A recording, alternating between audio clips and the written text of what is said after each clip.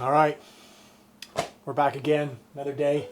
So let's take off this track.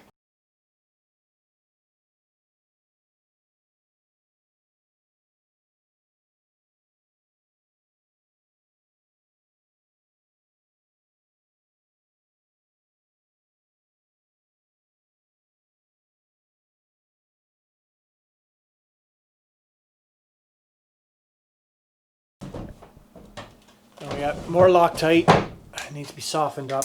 So heat guns at the end.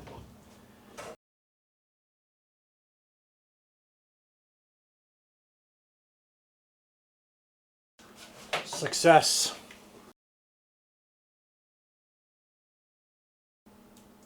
People seem to say that, oh, if you get gasoline on the carbon fiber, or if you get brake fluid on the carbon fiber, it could really damage it.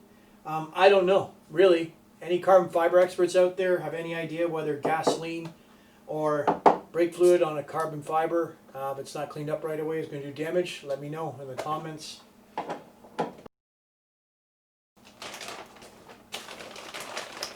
So, courtesy from some of my help from my local boonies, they went ahead and purchased the Yeti Special Tools Kit. This is pretty handy, especially when it comes to pressing out your drive shaft or your jack shaft and all that other good stuff. So really convenient to have this tool.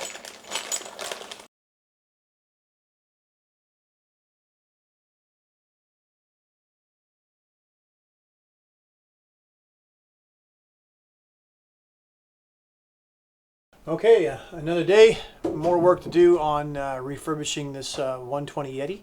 I want to talk to you guys a little bit about bearings.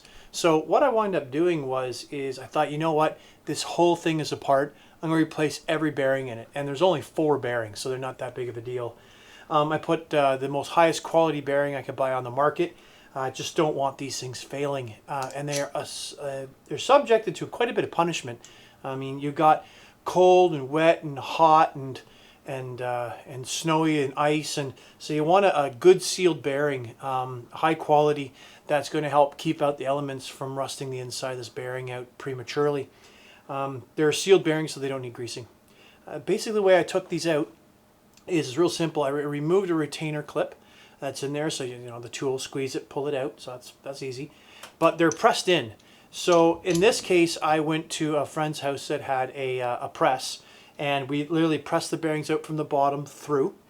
And I held on to the spare bearings just in case that one day, I need a bearing. And anyhow, better than no bearings and not snow biking.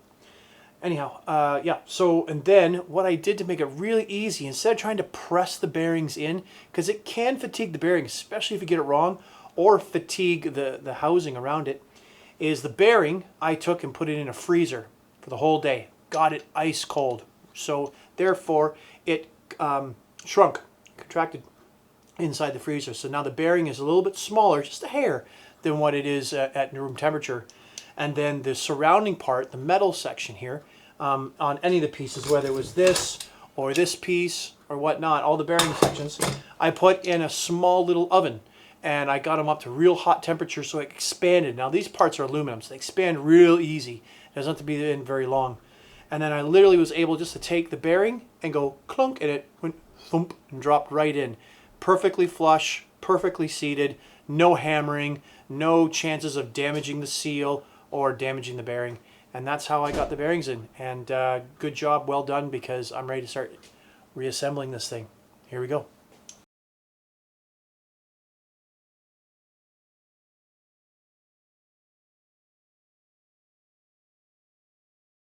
Now I'm already screwing up. I'm forgetting to put the Loctite in these things. They need Loctite. So out they come, Loctite in. Blue Loctite, not red, blue. So you don't want to go overboard, but just enough. So one swipe down the side, in my opinion. Hello. Okay, just a little bit. There we go. Perfect.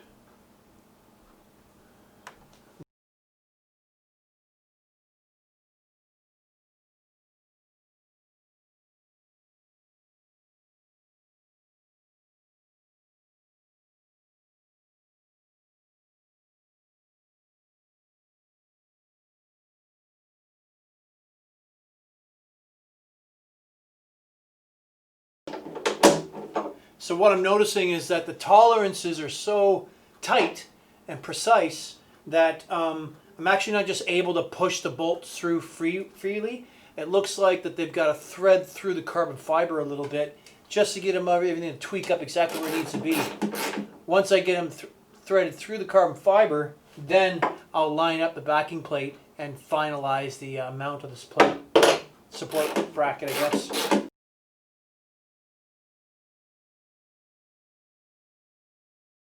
Usually a good rule of thumb, anything that requires more than one bolt, you got 2 on either side or 4 in each corner, I'll kind of go back and forth like a star pattern, or crisscross like you're doing a wheel. That way everything kind of comes in and seats in nicely together. So now that we're going to put this jack shaft back in, we got to repress it into the bearing, and Yeti supplies that tool with this Yeti toolkit.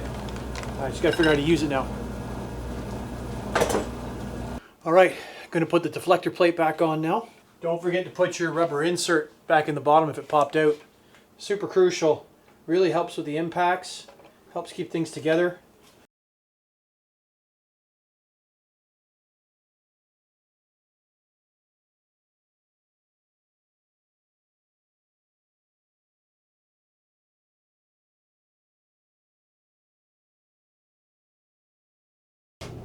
So yeah,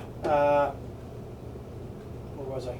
Yeah, so the plate now that was holding the bearing to the jack shaft, it's been pressed on, it's in place, the backing plate's in there, everything is moving the way it should. So now I'll just Loctite the bolts and secure the jack shaft mounting plate to the backing plate through the carbon fiber tunnel. And yeah, moving on. Don't forget your blue Loctite.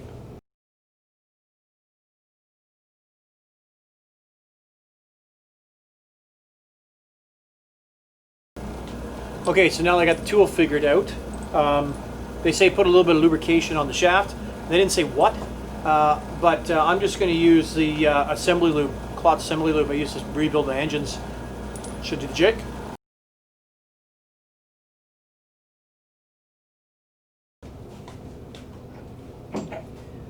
So in the video they didn't say, so yeah, I'm just going to go until it feels like it doesn't want to go anymore. And that's about it. I'm not using a lot of pressure, but enough that I know it's not pulling it through anymore. The actual pulling it through was quite easy, so it didn't take a lot of energy. And then we'll put on the main bolt with some blue Loctite and torque it to 45 foot-pounds, they said.